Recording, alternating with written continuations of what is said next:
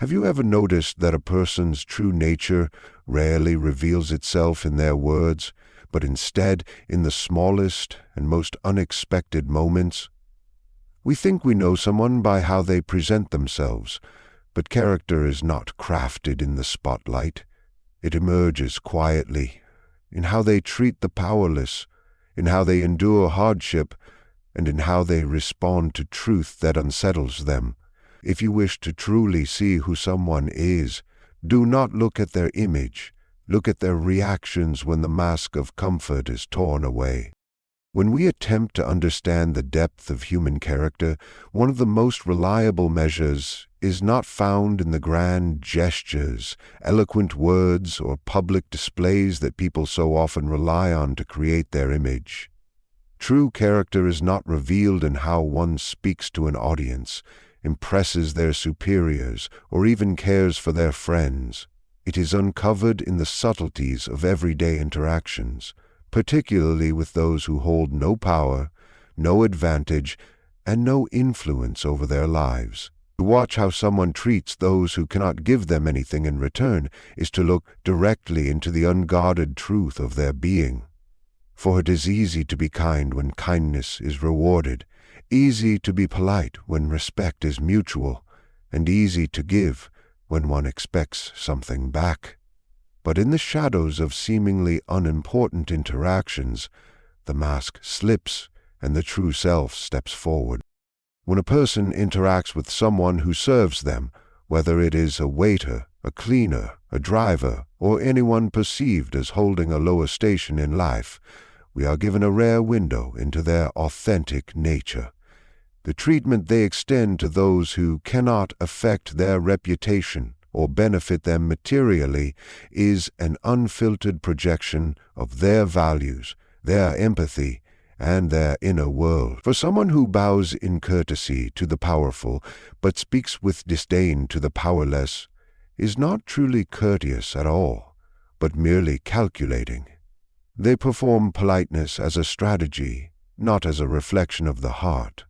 In contrast, one who treats the vulnerable with dignity and warmth reveals that their kindness is not conditional, but woven into the very fabric of their soul. Consider for a moment the psychology behind this. When one encounters another person who is weaker or has no leverage, there is no external compulsion to act justly, no fear of consequence restrains them, and no hope of reward motivates them. What remains is the unmediated response of the psyche itself. If cruelty emerges, it means cruelty resides within. If compassion emerges, it means compassion forms part of their essence. This is why observing these moments becomes a profound litmus test of character. The powerless, without intending it, act as mirrors in which the concealed aspects of others are revealed.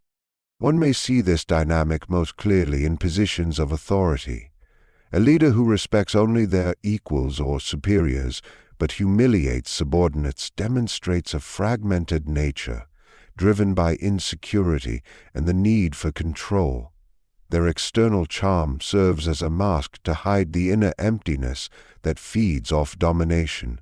In contrast, a leader who uses their power to elevate, to encourage, and to support, even when no recognition follows, reveals that their strength is rooted in something greater than ego. They are guided by an internal compass rather than the shifting winds of approval or advantage. This distinction between manipulation and authenticity is subtle but unmistakable when one learns to look for it. It is often said that one can measure a society by how it treats its weakest members. The same is true for individuals. In every fleeting encounter lies the possibility of truth. Watch how someone behaves when faced with the elderly, the poor, the sick, or the marginalized. Do they extend humanity, or do they turn away in judgment or indifference?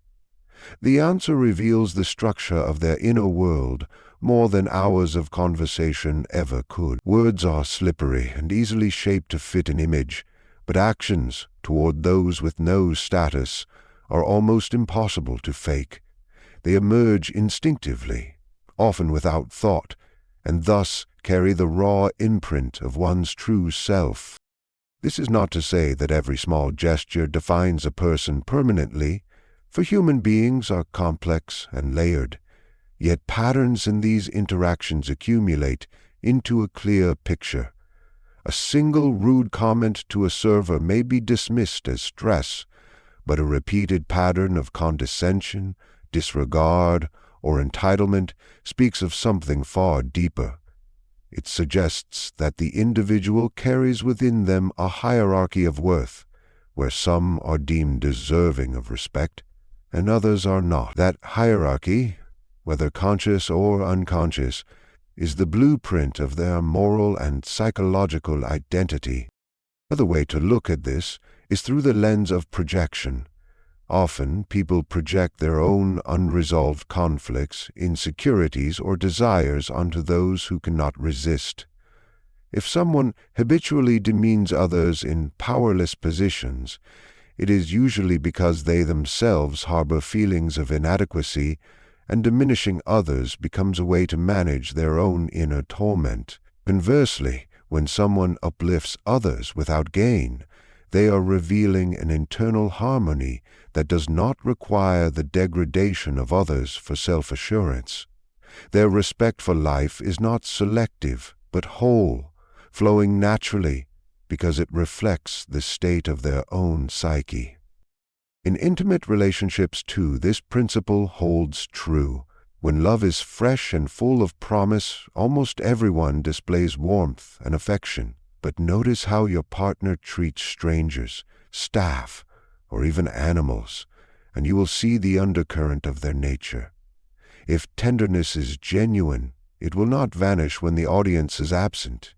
But if tenderness is conditional, it will dissolve the moment love ceases to serve their immediate needs. True intimacy cannot survive on borrowed kindness. It thrives only when kindness is unconditional and embedded in character. Children who hold no power over adults also serve as powerful mirrors of character. One who shows patience, respect, and gentleness toward a child is one who recognizes humanity without measuring its utility.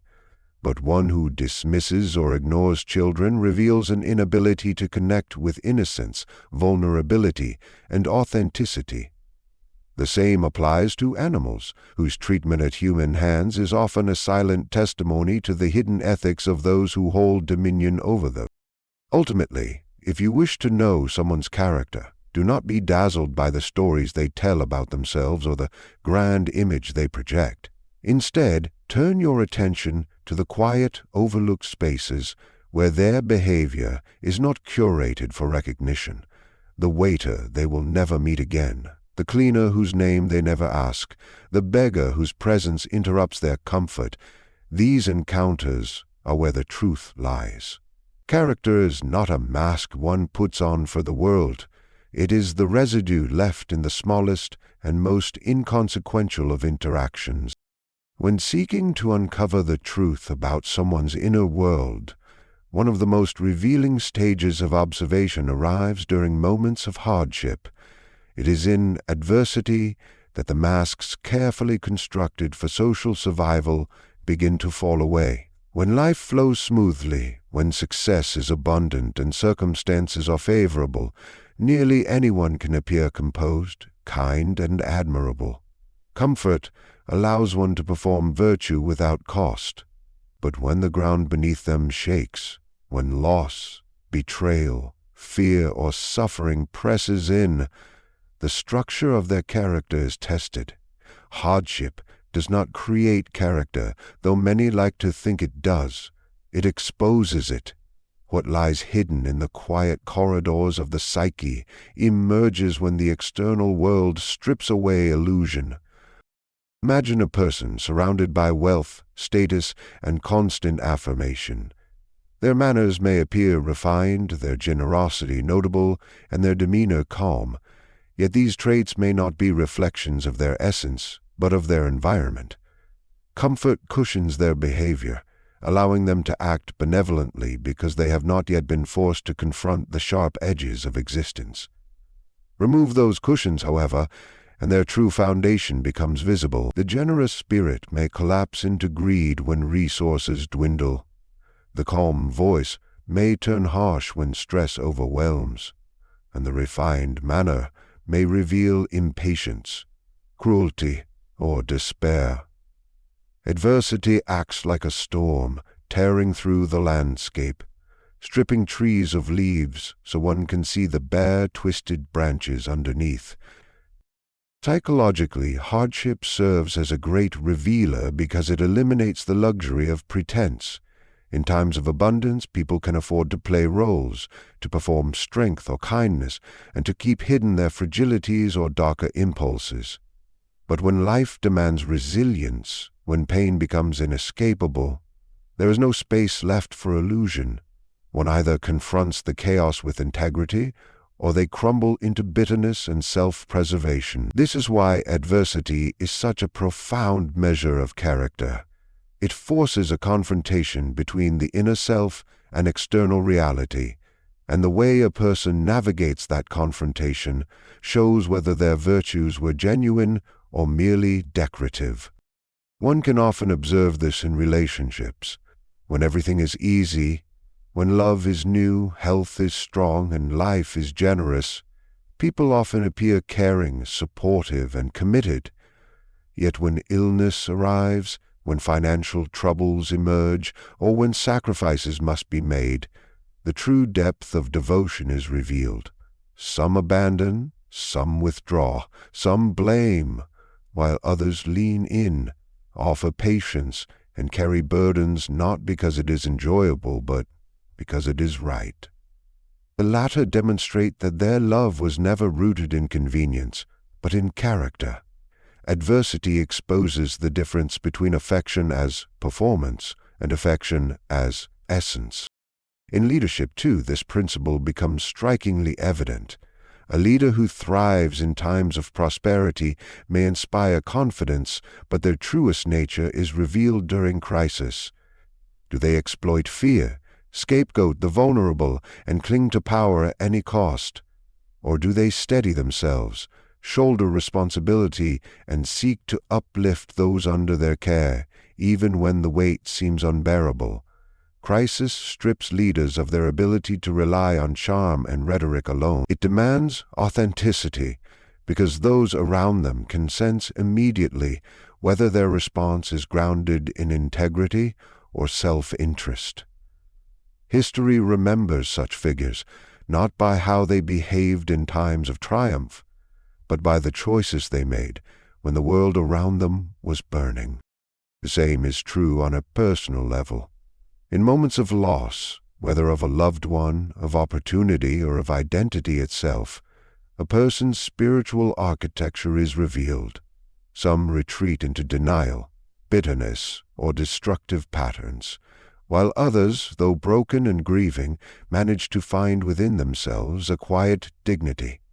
This is not about whether one feels pain, for all must feel it, but about how one allows that pain to shape their response. If suffering turns someone into a vessel of cruelty, their character is exposed as fragile and ungrounded.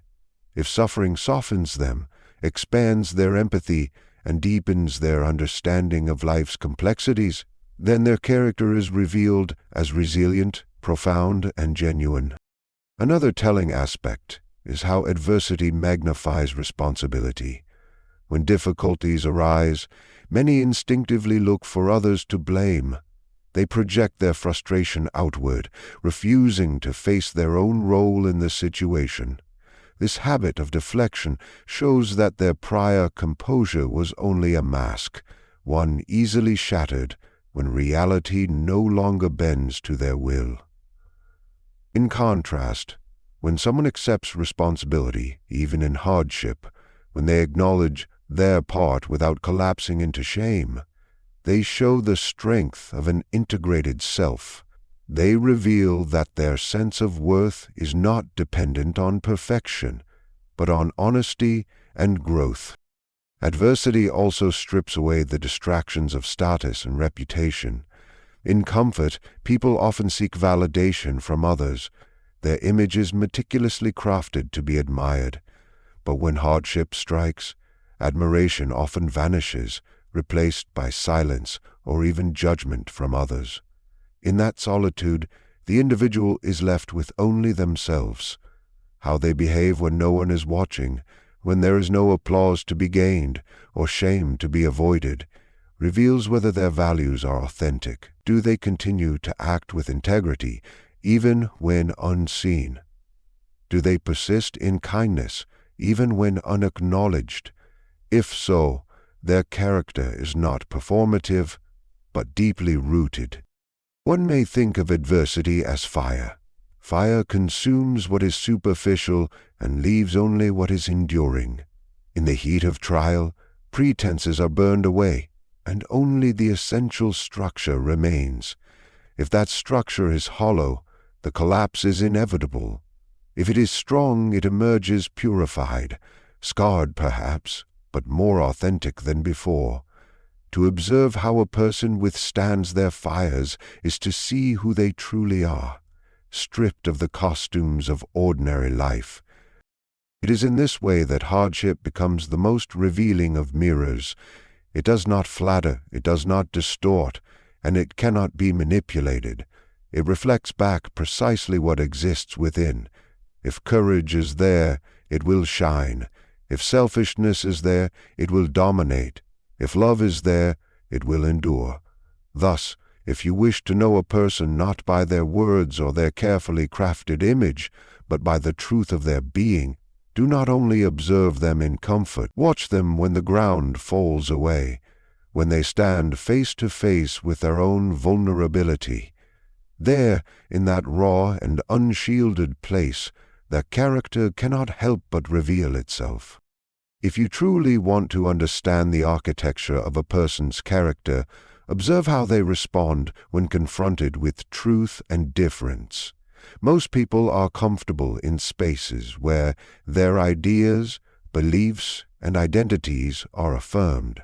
Agreement feels safe, recognition feels validating, and shared perspectives create the illusion of harmony. But it is in moments when someone encounters a truth they did not expect, a perspective that challenges their own, or a difference that unsettles them, that the deeper layers of their psyche are revealed. These moments act as tests that expose whether an individual is genuinely open to growth or whether they cling desperately to the fragile structures of their ego.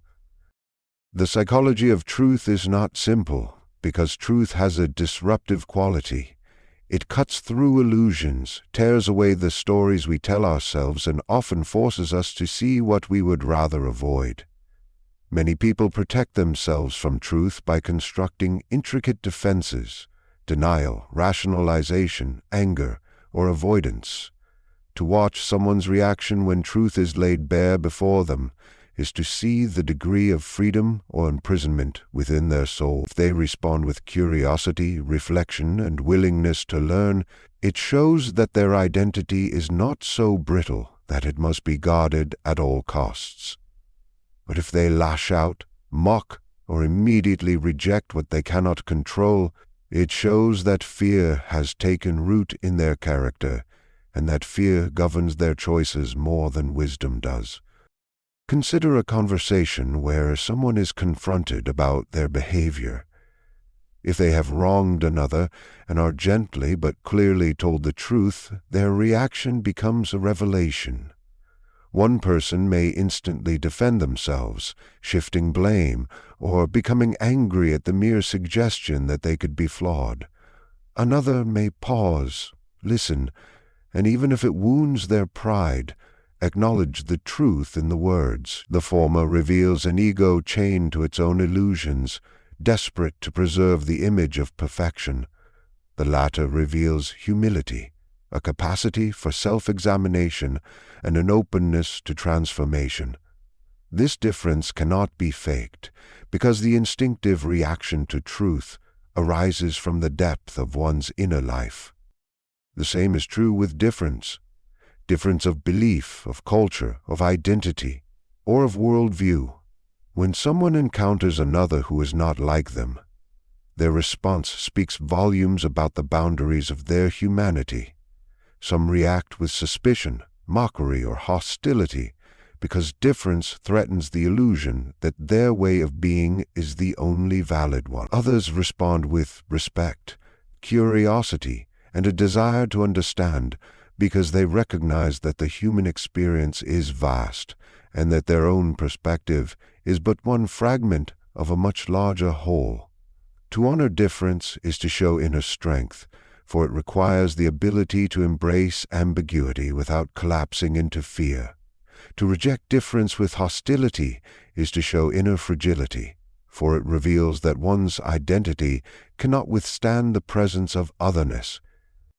Moments of truth and difference often arrive hand in hand. Imagine a discussion where two people disagree deeply on a matter of values. In such a situation, one person may attempt to silence the other, to impose their view, or to withdraw altogether in avoidance. This response reveals a need to dominate or escape, both of which stem from the same root, the inability to tolerate discomfort. Another person, however, may listen deeply, seek clarity, and even if they maintain their position, they do so with respect rather than hostility. This response shows psychological maturity because it demonstrates that their sense of self is not threatened by encountering an opposing perspective. They do not need to annihilate the other to preserve themselves. Truth and difference also play a crucial role in relationships. Early in connections, people often present idealized versions of themselves, but as intimacy deepens, truths emerge. Flaws, vulnerabilities, and incompatibilities. Here, the reaction becomes pivotal. Does one partner shame the other for revealing imperfection, insisting that only the illusion of perfection is acceptable? Or do they meet the truth with compassion, acknowledging that authenticity is far more valuable than image? Similarly, when differences in needs or values appear, the reaction determines whether the relationship becomes a ground for growth or a battlefield of control. If difference is treated as a threat, it breeds resentment. If difference is treated as an opportunity to expand understanding, it strengthens connection. Even in broader society, responses to truth and difference reflect collective character. Cultures and groups reveal themselves by how they treat dissenters, minorities, and voices that challenge the dominant narrative. Suppression, ridicule, and punishment reveal insecurity and fragility, a fear that truth and difference might unravel the constructed order. Openness, dialogue, and inclusion reveal strength, a confidence that truth and difference do not destroy but deepen the richness of life. The same principles apply on the individual level, for societies are but reflections of the individuals who compose them. From a psychological standpoint, the reaction to truth and difference often depends on the relationship one has with their own unconscious. If a person has repressed parts of themselves, fears, desires, or weaknesses, they will project hostility toward truths or differences that mirror those denied parts. The rejection is not of the external other, but of the internal reality they cannot face.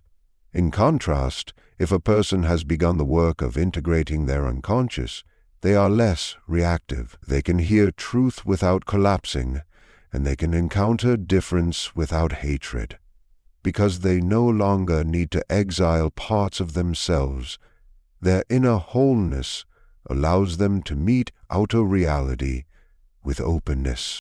These encounters also expose whether love or fear is the guiding principle of a person's character. Fear closes down, denies, and resists, while love opens, accepts, and seeks to understand. To respond to truth with humility and to difference with respect is to act from love, not in the sentimental sense, but in the profound sense of recognizing and honoring life as it is. To reject truth and difference harshly is to act from fear, which always seeks to preserve control, even at the expense of growth. Thus, if you wish to see the truth of someone's character, place them not in an environment of constant agreement where everything reflects their own beliefs back to them. Instead, place them in the presence of challenge, in the path of an uncomfortable truth, or before someone unlike themselves. There, stripped of affirmation and control, their essence will reveal itself. Do they listen, reflect, and expand, or do they shrink, lash out, and retreat? That moment contains the answer to who they really are. The search for true character is not a matter of analyzing appearances or being persuaded by eloquence. It is revealed in the hidden corners of human behavior. Watch closely how someone treats those who hold no advantage, for in that reflection lies their unvarnished nature. Observe them in times of adversity, when the comforts of life are stripped away, for it is then that the scaffolding of their spirit is exposed. Notice, too, how they respond to truths that challenge them, and to differences that unsettle them, for in those reactions you see whether they are guided by love or imprisoned by fear.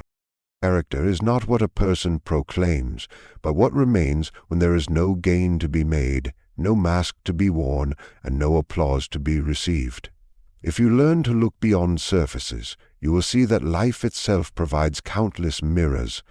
Each interaction, each trial, each uncomfortable truth becomes a chance to glimpse the authentic self of another. And perhaps, if you are willing, those same mirrors will reveal something deeper about yourself.